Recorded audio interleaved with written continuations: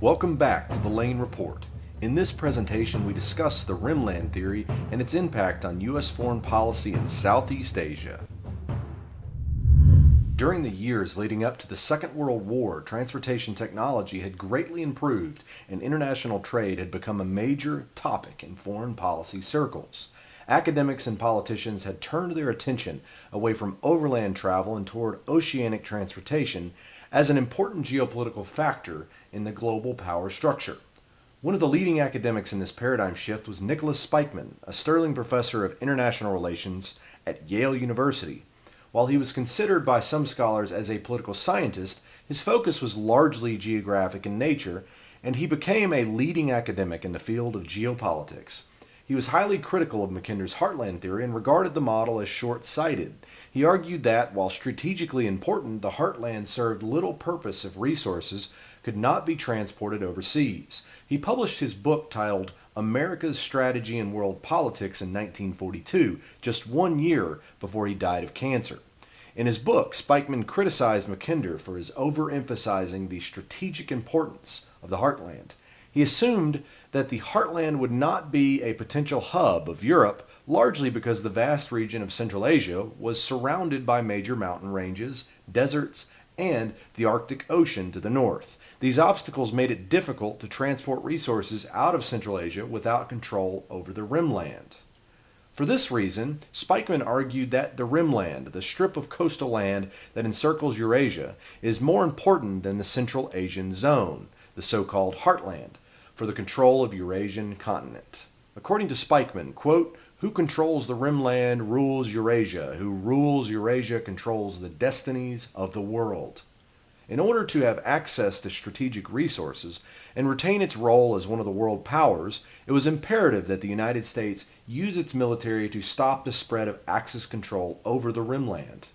As he stated in his book, quote, "In order that goods may reach Russia and China, they must first come to the great circumferential maritime highway around the Eurasian landmass and then pass through the border zone. The extent to which the marginal seas and the coastal belt are in control of the German-Japanese axis is, therefore, an indication of the seriousness of the situation for the two encircled land powers." Spykman's thesis was predicated on the strategic importance of ports, especially deep-water maritime ports. If Axis powers took control of the Rimland, control of the oceans would soon follow.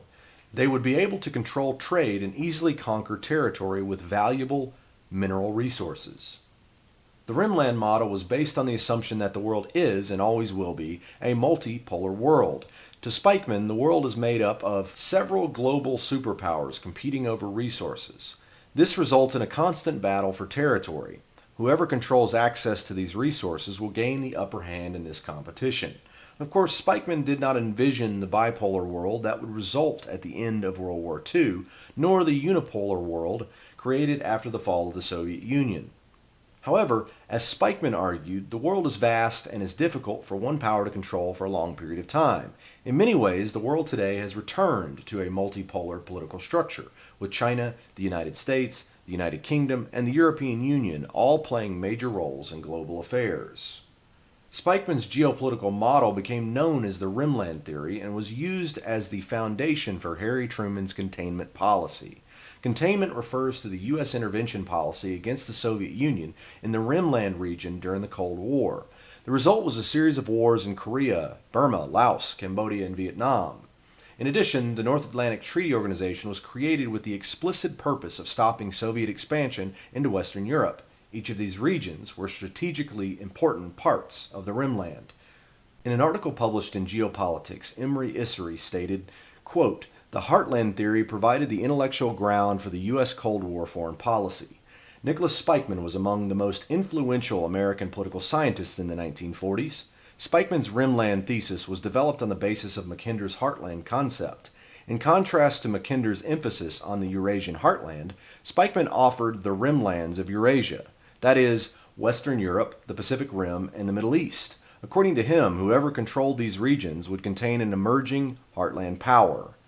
Spykman was not the author of containment policy that is credited to George Kennan, but Spykman's book, based on the Heartland thesis, helped prepare the U.S. public for a post-war world in which the Soviet Union would be restrained on the flanks. The strategic value of the Rimland was not just limited to maritime trade access. This region was also abundant in strategic resources. The importance of Indochina during the Cold War resulted in U.S. intervention in Burma, Laos, Cambodia, and Vietnam. Contrary to popular belief, the U.S. did not invade Vietnam solely to stop the spread of communism. During World War II, a group of anti-colonial rebels, known as the Viet Minh, were in the middle of a revolutionary war against the French. At the same time, the Viet Minh forces were fighting an invasion of Japanese imperial forces. The Viet Minh would eventually be replaced by the Indo-Chinese Communist Party under the leadership of Ho Chi Minh. At the time, France's resources were spread across several continents, and an impending invasion back home gave Imperial Japan an opportunity to take control of French Indochina. Having been educated in the United States, Ho Chi Minh was well versed in U.S. history and government policy. In September of 1945, he declared independence from France in a statement modeled after the Declaration of Independence. Earlier that year, Japan had effectively seized control of Vietnam from the hands of the French. Ho Chi Minh took this opportunity to seize territory in rural Vietnam. His successes attracted the attention of the U.S. Office of Strategic Services, the OSS, the forerunner to the CIA. In March 1945, an OSS officer met with Ho Chi Minh in Kunming, China. The two men quickly struck a deal. The OSS would equip the Viet Minh with radios and some light arms. In return, the Viet Minh would give the OSS intelligence, harass Japanese forces, and try to rescue American pilots shot down over Viet Minh-controlled territory. A small number of OSS operatives parachuted into northern Vietnam in mid-July 1945 to help train the Viet Minh. This so-called DEER team found Ho Chi Minh deathly ill, quote, shaking like a leaf and obviously running a high fever. They treated him for malaria and dysentery, and he quickly recovered. Looking forward to what would happen after Japan's defeat, he asked his American guests, quote, "I have a government that is organized and ready to go. Your statesmen make eloquent speeches about helping those with self-determination. We are self-determined. Why not help us? Am I any different from Nehru, Quezon, or even your George Washington? I too want my people free." The OSS trained and funded Ho Chi Minh's army throughout the war, along with the Kuomintang Chinese nationalist forces stationed in Burma and Thailand. A large portion of this funding came from the smuggling of weapons and heroin.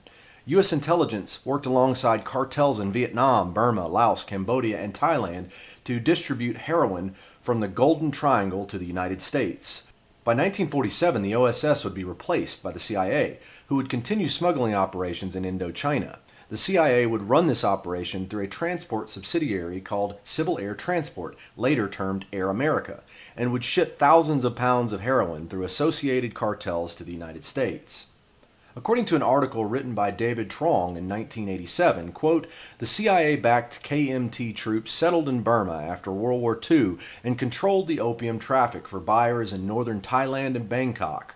From 1948 on, American intelligence activities in the Golden Triangle were intertwined with the opium trade. Infiltration routes for CIA commando teams in southern China were also used as drug smuggling routes for traffickers in Burma and Thailand. Local Shan tribesmen provided the guides to both the agency's teams and opium caravans near the Burma-Chinese border, and the agency had maintained 5 secret training camps and 2 key listening posts in the Shan states protected by its drug-smuggling KMT troops and local tribesmen." This operation would continue under a different title as the U.S. began its operations to invade Vietnam. In early 1964, South Vietnam began conducting a series of covert U.S.-backed commando attacks and intelligence-gathering missions along the northern Vietnamese coast. Codenamed Operation Plan 34A, the activities were conceived and overseen by the Department of Defense with the support of the CIA and carried out by the South Vietnamese Navy. Initial successes, however, were limited. Numerous South Vietnamese raiders were captured and units suffered heavy casualties. In July 1964, Lieutenant General William C. Westmoreland, commander of the U.S. Military Assistance Command, shifted the operation tactics from commando attacks on land to shore bombardments using mortars, rockets, and recoilless rifles fired from South Vietnamese patrol boats. North Vietnam was well aware of U.S. covert operations and sent a warning shot toward a U.S. destroyer on August 2nd, damaging the ship in the process. 2 days later, another U.S. destroyer was sent on an intelligence mission to the Gulf of Tonkin. Using falsified evidence, President Johnson went to Congress claiming that the second destroyer had been torpedoed by the North Vietnamese and sunk to the bottom of the Gulf. However, the Gulf of Tonkin incident never occurred. Declassified documents released by the National Security Agency in 2005 revealed no such attack ever occurred, and evidence had been skewed to push Congress into action. The Gulf of Tonkin incident was used as the excuse to gain control over trade in Southeast Asia. One item in particular was valuable to the U.S. intelligence: heroin. Throughout the Vietnam War, heroin and weapons smuggling was used to fund covert operations such as the Phoenix program, which was designed to identify and destroy the Viet Cong through infiltration, torture, capture, counterterrorism, interrogation, and assassination. Drugs were smuggled to the United States by way of Air America and landed in inner-city communities across the country. One of the more extreme examples of drug smuggling came to light in 1972. In the early 1970s, the heroin epidemic in the U.S. had become a major health problem, and the CIA had to find alternative ways to transport the drug. Nixon's war on drugs made it difficult to ship heroin out of Vietnam, so smugglers began working with the U.S. intelligence to package heroin inside the bodies of dead GIs being sent home for burial. A news story was released by the New York Times on December 17th of 1972 describing the court case that ensued. Quote, an 8-year smuggling conspiracy brought heroin into the United States inside the bodies of soldiers killed in Vietnam, according to testimony from military and customs men in federal court here. The details of the alleged conspiracy were disclosed at a hearing on Mr. Sutherland's request for a reduction of the $50,000 bail set in his case. He is charged with impersonation and using fake documents. When arrested, the authorities said Mr. Sutherland was wearing the uniform of an Army sergeant and asserted that he had been in the Army for 12 years. Of course, this article does not provide the complete story. A subsequent investigation by the DEA and Air Force Office of Special Investigations found compelling evidence that members of the CIA and military were directly involved in the transportation of heroin and dead soldiers. Bob Kirkconnell, a retired Air Force Chief Master Sergeant, investigated these events and discovered several cases of illegal smuggling by military personnel. One example included the transportation of between 80 to 90 transfer cases containing human remains. When Japanese customs agents searched the vehicle, 2 of the bodies were missing along with the Army Major and Master Sergeant in charge. The Master Sergeant just happened to be Thomas E. Sutherland. Evidence from the Japanese government showing direct military involvement was sent to Sutherland's court case, but was subsequently removed from evidence. Sutherland was convicted of carrying false documentation and impersonating a military officer and sentenced to 5 years in prison. Drug charges were never issued, and the case was effectively covered up by U.S. intelligence. In an interview with WBAI, Professor Peter Dale Scott discussed the role that the CIA played in the transportation of drugs from Indochina to the United States. What business does the CIA have getting involved with? I mean, what's the route? Well, we go back to the 50s when America, the McCarthy era, and America had accommodated to the loss of mainland China, but this produced among liberals almost more than among conservatives the determination to make a stand in Southeast Asia on the mainland, and that meant, unfortunately, working with very reactionary elements. The only sort of visible opposition at that time that they could work with was the status quo, which was quite corrupt, which was thoroughly sort of intermingled with opium in that area. The French had relied on the sort of de facto power networks which were set up by the narcotics trade in opium, and the CIA inherited this and took it over, and I argue in my chapter on heroin, not only took it over, but actually helped build it up. That the source of opium from mainland China had been cut off by the communists. You had a worldwide opium network reaching to America, reaching to Chinatown tongs right here in America, secret societies.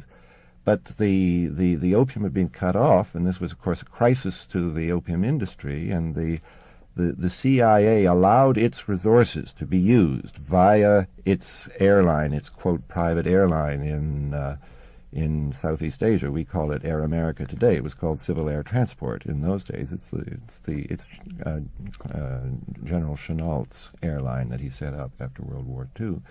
They allowed that airline, which was 60% controlled by the nationalist Chinese and was based in Taiwan, they allowed it to fly in supplies and even cash, CIA cash, to the opium growers and traders, the so-called Kuomintang remnants in northern Thailand and Burma. What did the CIA get out of it?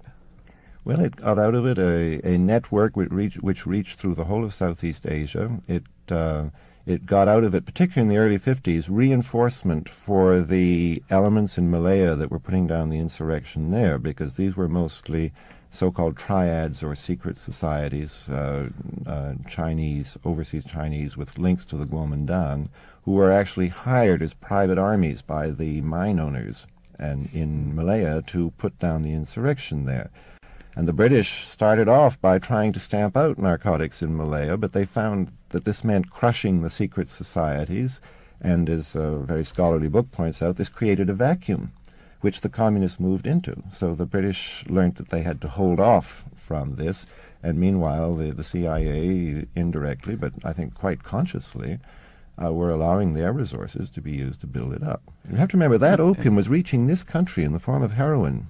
So that essentially they were rather callously trading an increase in heroin use throughout the world for right-wing political support for their rollback strategy in Southeast Asia. I mean, is that a... Containment or rollback. I think some of them were rollbacks. It's a more right-wing picture of the CIA than I certainly have in general. I think of them... Well, I really don't want... I think that it's very easy to oversimplify what I'm saying about the CIA there. I think there were, yes, particularly in the Far East, a lot of them were right-wing and set up links with the extreme right-wing, particularly in the form of a Kuomintang apparatus, which incidentally I think also had links to the right-wing Gehlen apparatus in Germany, which the CIA also worked with. However, the CIA also contained liberals, and we must remember that some of those OSS veterans, had worked with Ho Chi Minh and so on. And particularly when Lansdale went out to Indochina, for example, in 1955, I'm just trying to be fair here, Mm-hmm. he did, one of the first things he did was try to crush the opium network in Cholon, the Chinese suburb of Saigon, which the French intelligence had used as a kind of control mechanism for Indochina. And Lansdale won the battle in 1955, but I think he lost the war because 3 or 4 years later it was necessary for the Diem regime to restore its links with that network in order to survive, and that's what it is said. I'm making, unprovable charges here, but frequently it has been claimed that Madame Nu was involved in that Madame Key was involved in that, and many top-level people in the present Saigon administration. Next time on the Lane Report, we discuss how Emanuel Wallerstein's world systems theory helps to explain the corporate fascist reality we live in today.